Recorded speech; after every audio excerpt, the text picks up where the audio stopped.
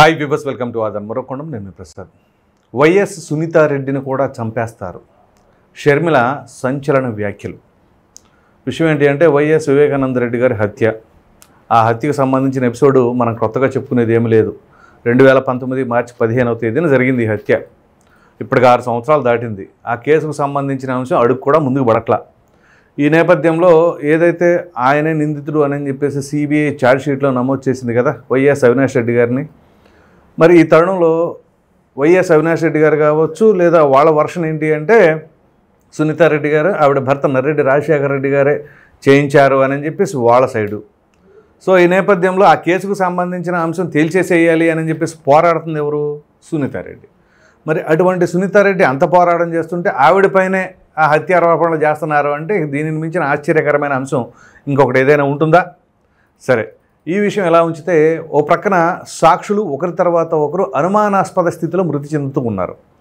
ఈ సందర్భంగానే షర్మిల గారు మాట్లాడటం జరిగింది. సో సునీతారెడ్డి గారికి కూడా ప్రాణహాని ఉంది. పైగా అవినాష్ రెడ్డి గారు బెయిల్ పైన ఉన్నారు.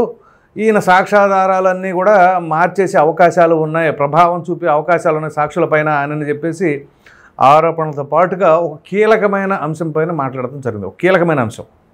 ఈ కీలకమైన విషయం ఏంటి అంటే అసలు సునీతారెడ్డి గారు కావచ్చు, ఆవిడ భర్త నర్రెడ్డి రాజశేఖర రెడ్డి గారు కావచ్చు, హత్య జరిగిన తర్వాత అంటే ఎర్లీ మార్నింగ్ వీళ్ళిద్దరూ ఎవరు అక్కడ లేరు. అవినాష్ రెడ్డి గారే ఉన్నారు. పైగా రక్తపు మార్కలు అంతా కూడా తుడిచేసే ప్రక్రియ అంతా కూడా అవినాష్ రెడ్డి గారి ముందే జరిగింది. మరి అటువంటి తరుణంలో వాళ్ళు చేస్తుంటే ఈయన ఎలా దురుస్తాడు? వీళ్ళ సైడ్ ప్రకారం మాట్లాడితే ఇప్పుడు అవినాష్ రెడ్డి గారు చెబుతుంది వాస్తవం అనుకుంటే సునీతారెడ్డి గారు కావచ్చు, రాజశేఖర రెడ్డి గారు కావచ్చు వాళ్ళు చేశారు అని అంటే మరి ఇక్కడ రక్తపు మార్కలు ఎందుకు దుడిచారు?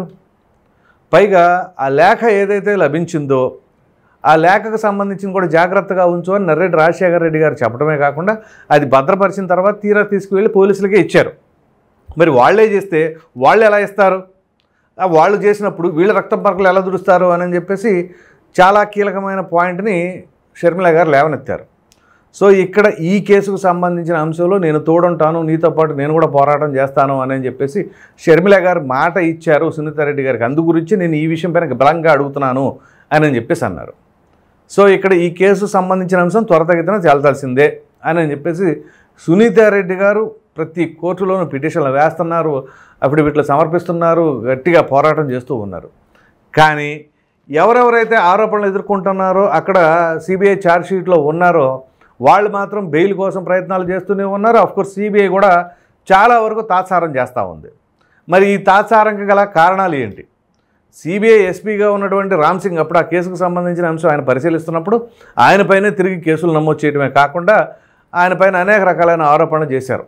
ఏది పిఏ కృష్ణారెడ్డి ఆయన్ని బలవంతం చేసి ఈ విధంగా రాపిచ్చారు, అది ఇది అని చెప్పేసి పైగా 3rd డిగ్రీ ఉపయోగించారని చెప్పేసి ఆయన చెప్పడం. తీరా అది కట్ చేస్తే పులివెందుల పోలీసులు ఇదంతా కూడా ఫేకు, ఏదైతే పిఏ కృష్ణారెడ్డి ఇచ్చిన రిపోర్ట్ అంతా కూడా ఫేకు అని చెప్పేసి అది కూడా తెలిచారు. మరి ఇంత జరుగుతున్నా కానీ ఈ కేసుకు సంబంధించిన అంశం మాత్రం ఒక్క అడుగు కూడా ముందుకు జరగట్లా.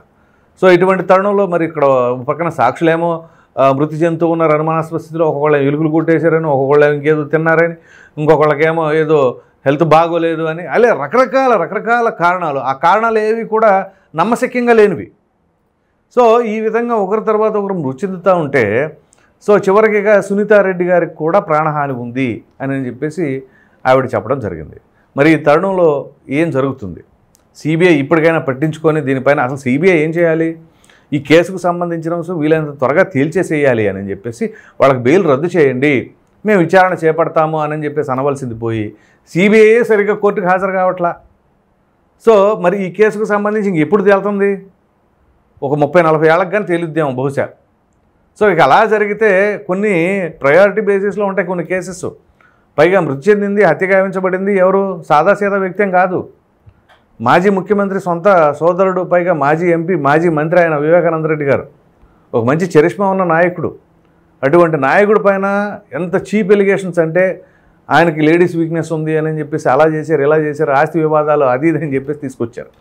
తీరా అసలు ఎంపీ పదవి గురించే అసలు ఈ హత్యకి సంబంధం లేదు అనేది కూడా ఎస్టాబ్లిష్ చేసే ప్రయత్నం. సో మరి కడప జిల్లా వాసులు ఎవరిని అడిగినా కానీ చెప్తారు అని చెప్పేసి అంటున్నారు.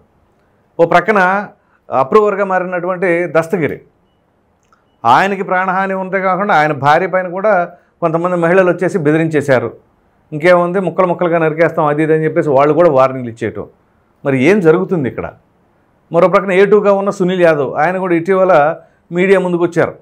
ఆయన ఏం చెప్తున్నారు, నేను నోరు విప్పితే అన్నీ బయటకు వస్తాయి అంటున్నారు. మరి ఆయన అప్రూవర్గా మారతాడా మారరా అనేది మాత్రం ఇంకా పెద్ద క్వశ్చన్ మార్కే. సో ఈ తరుణంలో ఎవరికీ కూడా భద్రత లేదు. మరి ఈ కేసుకు సంబంధించిన అంశం త్వరితగతిన తేల్చేస్తే అప్పుడు అసలు నిందితులు ఎవరు, అసలు దోషులు ఎవరు అని చెప్పేసి కోర్టు డిసైడ్ చేస్తుంది. మరి అటువంటి తరుణంలో వీళ్ళు ఆరోపణలు ఎదుర్కొంటున్న వాళ్ళు ఎవరైతే ఉన్నారో వాళ్ళు ముందుకు వచ్చేసి ఆ కేసుకు సంబంధించిన అంశం తేల్చేస్తే సరిపోద్దిగా. మరో ప్రక్కన అక్కడ సాక్ష్యాధారాలు కావచ్చు, అక్కడ ఉన్న పరిస్థితులు కావచ్చు, టెక్నికల్ ఎవిడెన్స్లు కావచ్చు, ఇవన్నీ కూడా అవినాష్ రెడ్డి గారి ఇంటి చుట్టూనే తిరుగుతూ ఉన్నాయి, గూగుల్ టేక్అవుట్తో సహా.